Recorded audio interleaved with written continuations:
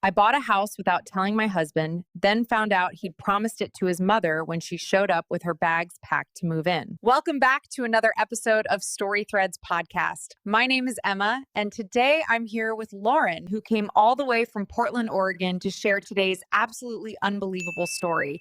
Don't forget to hit that like button and subscribe to the channel. Lauren, thank you so much for being here. Emma, thank you for having me today.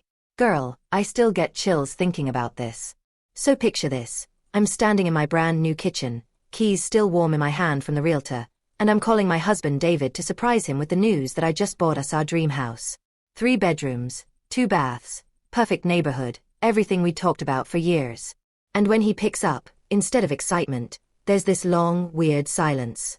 Then he goes, "Lauren, what address did you say?" So I tell him, and I hear him take this sharp breath. And then, I swear to God, he says, "Oh honey, we can't live there. I already promised Mom she could move in when we bought a house." I'm standing there in MY kitchen, holding MY keys, and my husband is telling me that the house I just purchased with my own money is apparently already spoken for. By his mother. A woman who, by the way, has made it crystal clear she thinks I'm not good enough for her precious son. But here's the thing, and this is where it gets interesting. David had no idea what I'd been planning for months. See, I'd been saving up for this house using my freelance graphic design income. Money he didn't even know existed because he always dismissed my little side projects as not real work. For 2 years, every time I brought up house hunting, he'd shut me down. "We're not ready," he'd say. "Mom thinks we should wait. The market's too crazy right now." Always some excuse, always involving his mother's opinion. So I stopped asking. I started acting. Every client payment went straight into a separate account. Every late-night project, every weekend logo design, every penny I earned from what he called my hobby, it all went toward this house.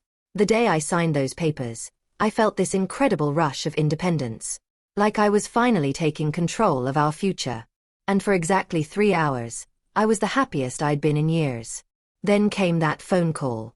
Turns out, while I was secretly saving for our dream home, David was secretly making promises to Mommy Dearest. Promises about a house he didn't even know existed yet. The audacity was breathtaking. But what David didn't realize, what nobody in his family realized, was that I'd learned a few things about playing the long game from watching his mother manipulate our entire relationship for 3 years. She'd trained me well, actually. Every passive-aggressive comment, every guilt trip, every little power play, I'd been taking notes.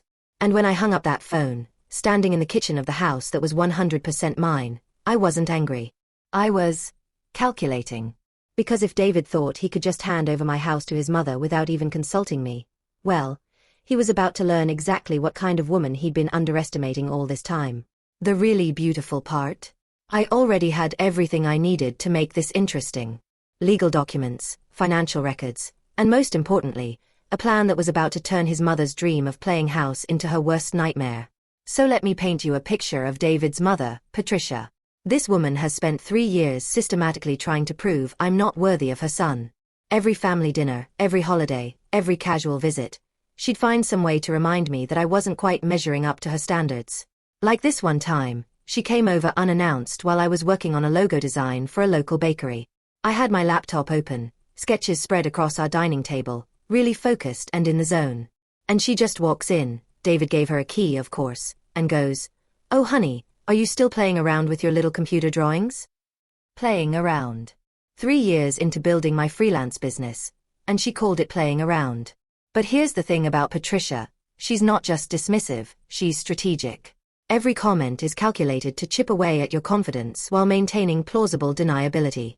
If you call her out, she'd act all innocent, like, "Oh sweetie, I'm just concerned about your future stability." And David. He'd just sit there, nodding along like a bobblehead. Never once defending me. Never once setting boundaries with his mother. In his mind, keeping Mommy happy was always priority number 1. So when I'm standing in my new kitchen, holding these keys, and he tells me the house is already promised to Patricia, I realize this wasn't some spur-of-the-moment decision. This was part of a larger pattern I'd been too naive to see. See, for months, David had been having these private phone calls with his mother. Always stepping into another room, always lowering his voice. When I'd ask about them, he'd brush it off with, "Oh, just family stuff. Mom's having issues with her landlord." Issues with her landlord. That should have been my first red flag right there. Turns out, Patricia had been planning her exit strategy from her current place for months. And in her mind, in both their minds, my future house was the perfect solution. Not our house, mind you. My house. The one I bought with money I earned, money David had repeatedly dismissed as insignificant. But the real kicker came about an hour after that phone call. I'm still standing in my kitchen, trying to process this bombshell, when my phone starts buzzing. Text after text from Patricia herself. David told me the wonderful news. When can I come see my new room? I'm so excited to finally have a proper kitchen again. I have so many ideas for decorating. Should I start packing this weekend? I'm thinking the master bedroom would work best for me since I have more furniture. The master bedroom. She wanted my master bedroom in the house I just bought. I screenshot every single message. Something told me I was going to need evidence of this insanity later. Then David calls back, and I can hear Patricia's voice in the background, already making plans. He goes, "Honey, I know this is an adjustment, but Mom's really struggling financially right now. And you know how important family is." Family. The magic word that was supposed to make me forget about my own dreams, my own autonomy, my own basic right to live in the house I purchased. But you know what really got to me? It wasn't even the entitlement, as outrageous as that was. It was the assumption that I would just accept it. That I was so passive, so eager to please, that I'd simply hand over my keys and smile about it. For 3 years, I'd been bending over backwards to gain Patricia's approval. Changing my hair because she mentioned it looked unprofessional. Cooking her favorite meals when she visited. Even letting her redecorate our apartment because she said it lacked feminine touches. And David had watched it all happen, probably even encouraged it, thinking he was training me to be the perfect, accommodating daughter-in-law. What neither of them realized was that every manipulation, every passive-aggressive comment, every boundary they crossed had taught me something valuable. I'd been studying them, learning their patterns, understanding exactly how they operated. And now, standing in the kitchen of my house, my sanctuary that was supposed to represent my independence, I felt something shift inside me. The same calculating calm I'd used to save for this house, the same strategic thinking I applied to my design work. Patricia wanted to play family politics? David wanted to make promises with my property? Well, they were about to discover that their sweet, accommodating Lauren had been keeping some very detailed notes. So there I am, screenshot saved, standing in my kitchen that's apparently not really mine anymore, and I decide to drive over to David's office. I needed to have this conversation face to face, you know? Because surely, when he sees how upset I am, when he realizes the magnitude of what he's done, he'll come to his senses and tell his mother this whole thing is ridiculous. I walk into his marketing firm, this sleek downtown space with exposed brick and motivational quotes on the walls, and ask the receptionist if I can see David. She gives me this weird look and goes, "Oh, he's actually in a meeting with his mother right now. They've been in there for like 2 hours. 2 hours. They've been planning my life for 2 hours." Through the glass wall of the conference room, I can see them spread out with what looks like floor plans, measuring tape on the table, Patricia gesturing excitedly while David nods along. They're literally designing the layout of my house without me. When David finally comes out, he's all smiles, like we're about to discuss vacation plans or something. Honey. Perfect timing. Mom and I were just working out some logistics. Logistics. As if moving his mother into my house is just a matter of scheduling and furniture arrangement. David, I say, keeping my voice steady even though my hands are shaking, we need to talk. Alone. Patricia appears behind him, and I swear she's glowing with excitement. "Oh Lauren, sweetheart. I hope you don't mind, but I took the liberty of calling some contractors. The master bathroom could really use updating, and I have such wonderful ideas for maximizing the space." Maximizing the space. In the house I bought. With money I earned. For updates I never agreed to. I don't understand, I say, looking back and forth between them. This is my house. I bought it with my money. How is this even a conversation we're having? And that's when Patricia does that thing she's so good at. She tilts her head with this practiced expression of concern and goes, "Oh honey, but it's David's house too, isn't it? Marriage is about sharing, about family supporting each other." David jumps right in with, "Lauren, you know I support your independence, but Mom's lease is up next month. Where else is she supposed to go? Where else is she supposed to go? How about literally anywhere else? An apartment, a senior community, a different house. The options are endless when you're not trying to steal someone else's home. But here's what really got to me. David keeps referring to it as our house. Patricia keeps calling it the family house. And I'm standing there holding the deed with only my name on it, watching them plan my future like I'm not even in the room. That's when it hit me. This wasn't about Patricia needing a place to live. This was about control. About proving that no matter what I accomplished, no matter how independent I tried to be, they could still override my decisions whenever it suited them. I excused myself to the bathroom and called my friend Jessica, the real estate agent who helped me find the house. "Jess," I whispered, "hypothetically, if someone wanted to sell a house they just bought, like immediately, what would that look like?" She laughed. "Lauren, you literally just closed yesterday. Are you having buyer's remorse already?" Not buyer's remorse. Husband's family remorse. But as I'm standing in that bathroom, staring at myself in the mirror, I realized something important. Selling the house would be letting them win. It would be proving Patricia right, that I couldn't handle adult decisions, that I needed David and his family to manage my life. No. If anyone was leaving, it wouldn't be me. I walked back out to find them huddled over David's laptop, apparently looking at furniture websites. Patricia was bookmarking bedroom sets and kitchen table options while David took notes. "Find everything you need?"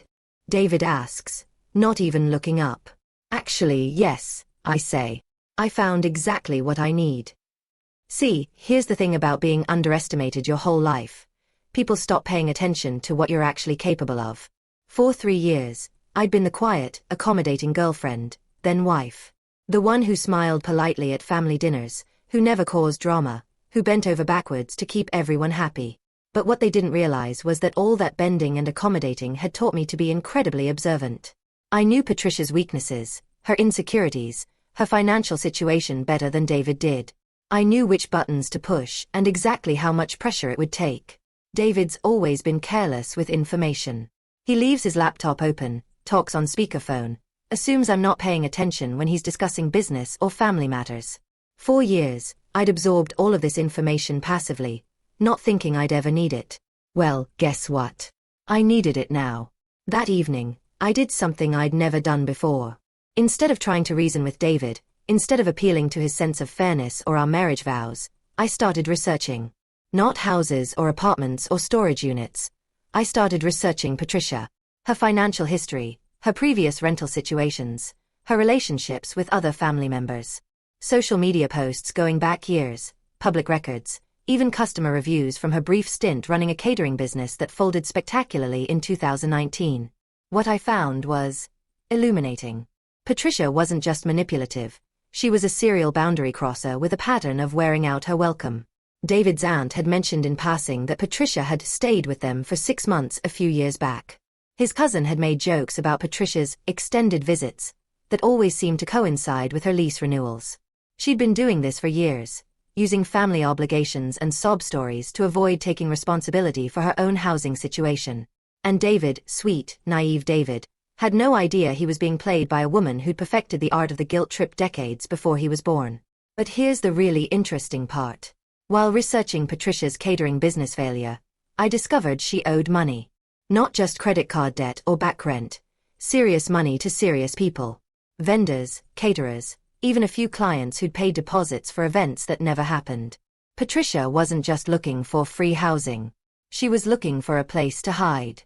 As I sat at my kitchen table in my house that I owned free and clear, I realized that David and his mother had made a critical error. They'd assumed I was powerless because I'd never fought back before. They were about to learn the difference between can't fight and chooses not to fight. I opened a new document on my laptop and started typing.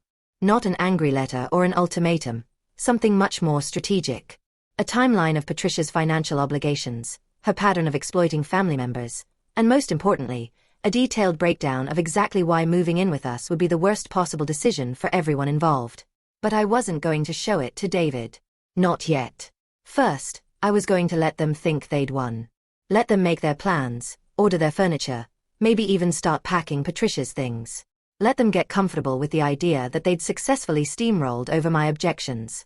Because the bigger they built their house of cards, the more satisfying it would be when I knocked it down. And I was going to enjoy every single second of it. The next morning, I wake up in my house that I apparently don't get to live in, and I make a decision.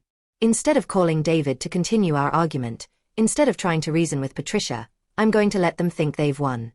So when David texts me asking if I want to go furniture shopping with him and his mother, I text back, "Sure, that sounds great." When Patricia calls to discuss paint colors for her bedroom, I listen politely and even offer suggestions. For 2 weeks, I play the perfect accommodating wife. I smile when Patricia shows me catalogs of furniture she wants to buy for my living room. I nod when David explains how much money we'll save on rent once his mother moves in. I even help them measure furniture to make sure it'll fit through the doorways. But here's what they don't know. While they're planning their little domestic takeover, I'm conducting my own investigation. Remember how I discovered Patricia's pattern of exploiting family members? Well, it gets worse. I found out she'd been evicted from her last 2 apartments for non-payment of rent. The sob story about her landlord having issues? Complete fabrication. She owes 3 months back rent and is facing legal action. But the really interesting part is her catering business debt. She owes $47,000 to various vendors and clients. And some of these people, they're not just annoyed creditors sending polite payment reminders. These are serious business owners who've been burned by Patricia's promises and are actively pursuing collection. I spent an entire Saturday at the public library. Old school, right? Pulling court records, business filings, anything I could find with Patricia's name on it. What I discovered was a 20-year pattern of financial irresponsibility, broken contracts, and burned bridges. David's precious mother wasn't just looking for free housing. She was running from consequences. But here's where it gets really good. While researching Patricia's business connections, I stumbled across something David definitely doesn't know about. His mother had borrowed $15,000 from his Aunt Carol last year, supposedly for medical expenses. But the timing coincides perfectly with one of her biggest catering disasters, when she had to refund deposits for a wedding she completely botched. She lied to her own sister about why she needed the money. Armed with this information, I started making some very strategic phone calls. Not to confront anyone. That would be too obvious. Instead, I called Aunt Carol under the guise of planning a surprise birthday party for David. "Oh, Lauren, that's so sweet of you to think of that," Carol says. "I just hope Patricia can contribute this year. She's been so financially strained lately." I play dumb. "Oh no, what happened?" And Carol, bless her heart, tells me everything. The loan Patricia begged for, the promises to pay it back within 6 months, the increasingly creative excuses for why the payments haven't started. Even better, she tells me that Patricia had borrowed money from David's cousin Mark 2 years ago and never paid that back either.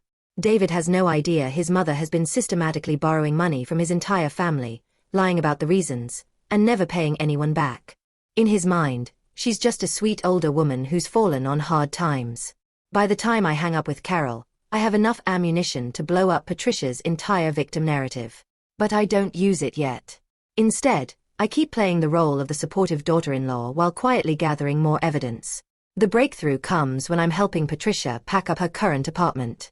David's at work, so it's just the 2 of us, and she's feeling chatty.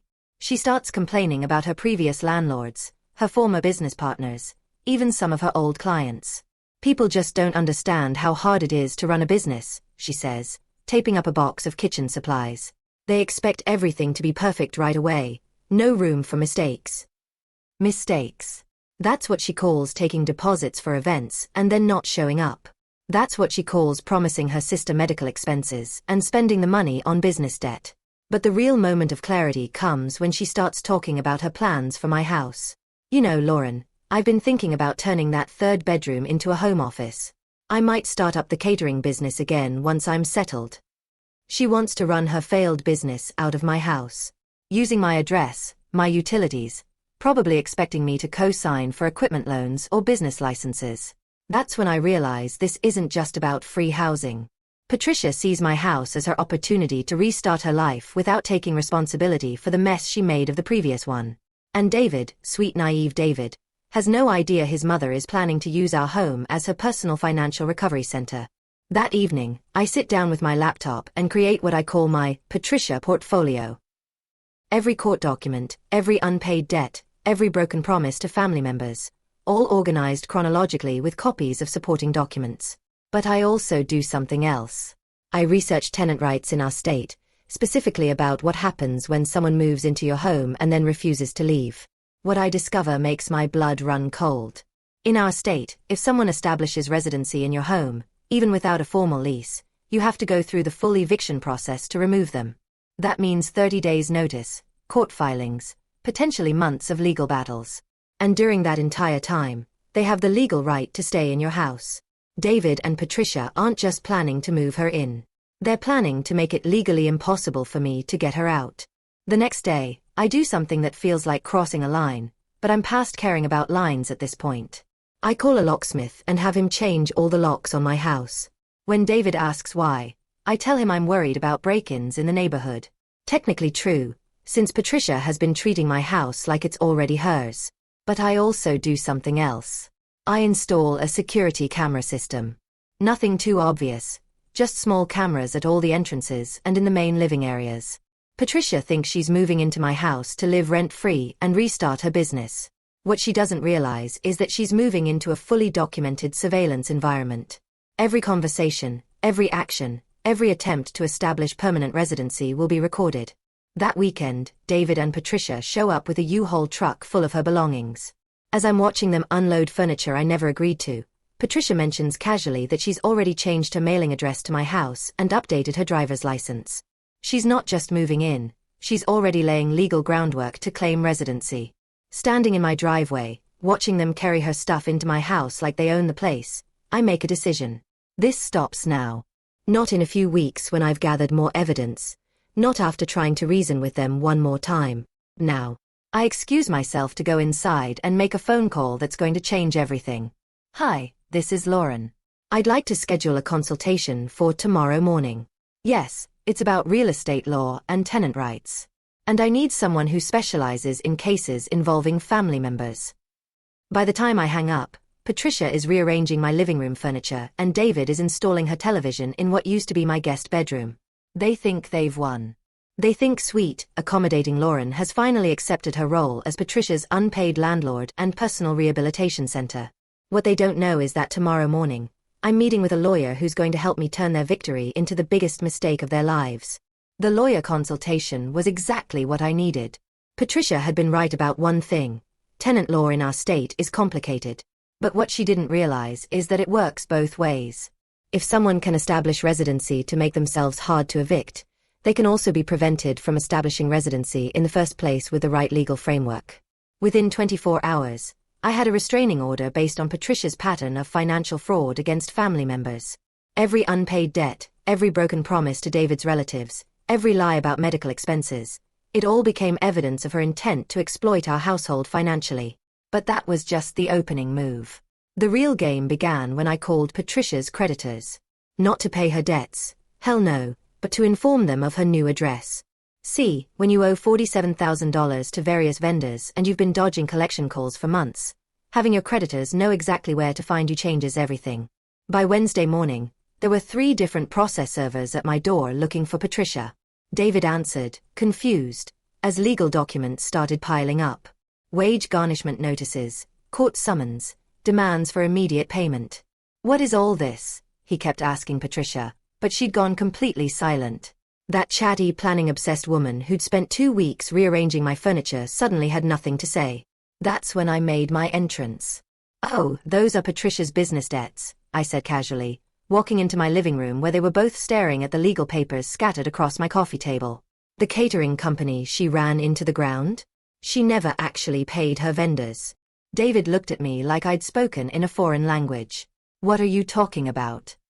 I pulled out my Patricia portfolio. Remember that research I'd been doing? Well, for starters, she owes $15,000 to your Aunt Carol, who thinks she lent the money for medical expenses. But actually, Patricia needed it to pay deposits she'd already spent for events she couldn't deliver. The color drained from David's face. That's not. Mom, is this true? Patricia finally found her voice. Lauren, you don't understand. Oh, I understand perfectly, I interrupted. I also understand that you owe $8,000 to your cousin Mark from 2 years ago, and that you've been evicted from your last 2 apartments for non-payment. And that moving into my house wasn't about family togetherness, it was about hiding from your creditors. But here's where it gets really good. While Patricia was sputtering excuses and David was having his worldview shattered, I pulled out my phone and played a recording from my security cameras. Patricia's voice, clear as day. I'm thinking about turning that third bedroom into a home office. I might start up the catering business again once I'm settled. You were planning to run your business out of my house, I said, looking directly at David. Using my address, probably expecting me to co-sign for equipment or loans when your credit couldn't handle it. David's mouth fell open. Mom, you never said anything about starting the business again. Because she knew you'd realize what this really was, I continued. Not a sweet mother needing help from family. A failed entrepreneur looking for someone else to fund her next disaster. That's when Patricia made her fatal mistake. Instead of backing down, instead of apologizing, she doubled down. David, don't let her manipulate you like this, she snapped. I'm your mother.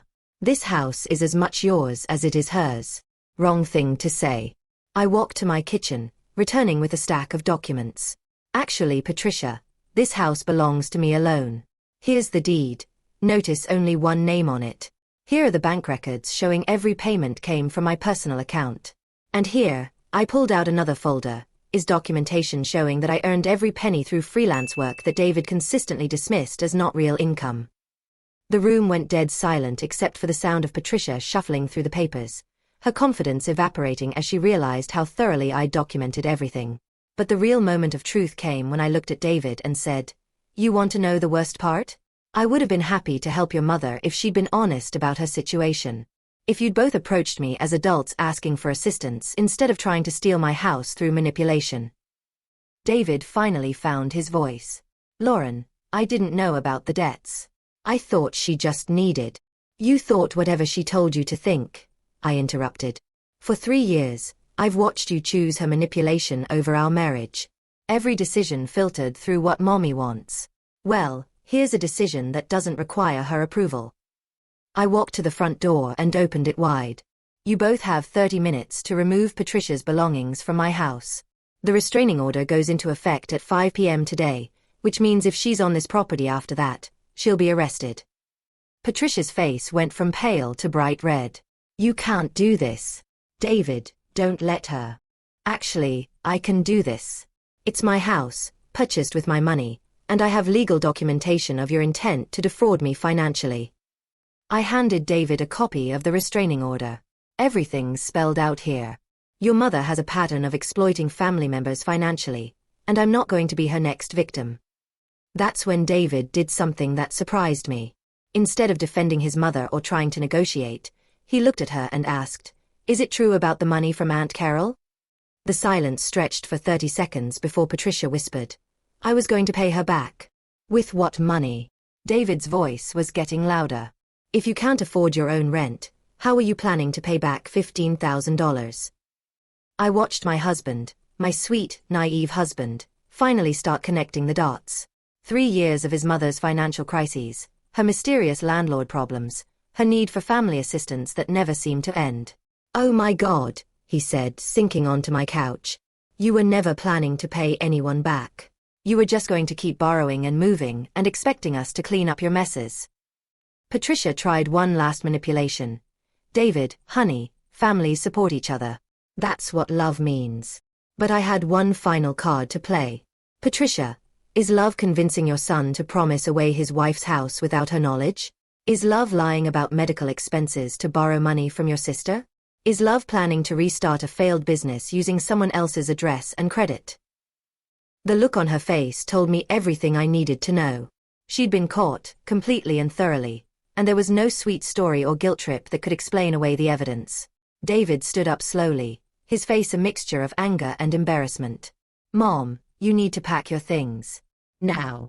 As I watched them load Patricia's belongings back into that U-Haul truck, I felt something I hadn't experienced in years, complete control over my own life. But the story wasn't over yet. Because while they were moving boxes, I was making one final phone call that would ensure Patricia never tried this particular scam again. So that final phone call I mentioned? I called Aunt Carol. "Carol, this is Lauren. I know Patricia borrowed $15,000 from you last year for medical expenses. I have some information you might find interesting. Within an hour, I had Patricia's entire extended family on a group call. Every person she'd borrowed money from, every relative she'd lied to, every family member who'd been guilt into supporting her financial disasters. By evening, David's phone was buzzing non-stop. Aunt Carol demanding explanations. Cousin Mark asking why Patricia had never mentioned paying back his loan. Even David's grandmother called, wondering why Patricia had told her 3 different stories about why she needed money. The beautiful thing about manipulators like Patricia is that they rely on keeping their victims isolated. Once you connect all the dots publicly, their entire system collapses. David came back to the house that night, my house that I owned, looking completely defeated. Lauren, I had no idea. She told me she'd paid everyone back. She said you were being dramatic about the debts. David, your mother has been running financial scams on your family for 20 years. And instead of protecting your wife, you chose to be her accomplice. He sat at my kitchen table, head in his hands. What do you want me to do? How do we fix this? That's when I realized something profound. For 3 years, I'd been trying to earn respect from people who had no intention of giving it. I'd been fighting for my place in a family that saw me as nothing more than Patricia's next funding source. David, we don't fix this. I fix this. You and your mother created this mess by treating me like I don't matter. The solution isn't negotiating with you. It's removing you from my life entirely. I handed him divorce papers I'd had my lawyer prepare while they were loading the U-Haul. You're divorcing me over this? His voice cracked with disbelief. I'm divorcing you because in 3 years of marriage, you've never once chosen me over your mother. Because you promised away my house without asking me. Because you've shown me exactly who you are when it matters. The divorce was final 6 months later. David tried everything. Couples therapy, promises to set boundaries with Patricia, even offering to pay back all her family debts himself. But some bridges, once burned, can't be rebuilt. Patricia's restraining order became permanent after she violated it twice, once showing up at my workplace claiming she was there to work things out like adults, and once trying to have mail delivered to my address. The really satisfying part? Remember all those creditors who'd been looking for her? Once they had her confirmed address and employment information, they were relentless. Patricia ended up having to file for bankruptcy, which became public record. Her entire social circle discovered the extent of her financial lies. David moved back in with his mother temporarily to help her through the bankruptcy process. Last I heard, they're sharing a 2-bedroom apartment across town. The manipulator and her enabler finally stuck with each other. As for me, I kept the house, obviously. I turned that 3rd bedroom, the one Patricia wanted for her home office, into my own design studio. My freelance business exploded once I started dedicating real time to it. Turns out, when you're not constantly managing family drama, you have energy for the things that actually matter. I've been dating someone new for 8 months now. Marcus treats my house like it's actually mine, asks before changing TV channels, and has never once suggested his family members should move in with us. Revolutionary concept, right? The most beautiful part of this whole story happened last month. I got a text from David's Aunt Carol. Lauren, I wanted you to know that what you did, exposing Patricia's lies, probably saved our family thousands more in losses. She was planning to ask for another loan for emergency surgery. Thank you for having the courage to speak up. That's when I realized my victory wasn't just personal. By protecting myself, I protected everyone else Patricia would have targeted next. Sometimes people ask if I feel guilty about destroying David's relationship with his mother. But here's the thing, I didn't destroy anything. I simply stopped enabling their dysfunction. I refused to be the next victim in Patricia's long pattern of financial exploitation. The truth is, I spent 3 years of my life trying to earn love and respect from people who were never going to give it to me. I made myself smaller, quieter, more accommodating, thinking that if I just tried hard enough, they'd finally see my worth. But real love doesn't require you to sacrifice your dignity. Real family doesn't ask you to give up your dreams to fund their failures. And real partnership means protecting each other, not throwing each other under the bus for parental approval. I learned that setting boundaries isn't cruel, it's essential. That saying no to manipulation isn't selfish, it's self-preservation. And that sometimes the most loving thing you can do is refuse to enable someone's destructive behavior. My house is still my sanctuary. Every morning, I wake up in my master bedroom, make coffee in my kitchen, and work in my studio that no one else gets to redesign. It's exactly what I dreamed it would be when I signed those papers. Freedom, it turns out, looks a lot like a woman living in her own house, making her own decisions, and never again apologizing for taking up space in her own life. Wow. Thank you for sharing this with us. And did you enjoy today's story? Don't forget to hit that like button and subscribe to Story Threads podcast for more amazing stories. See you next time.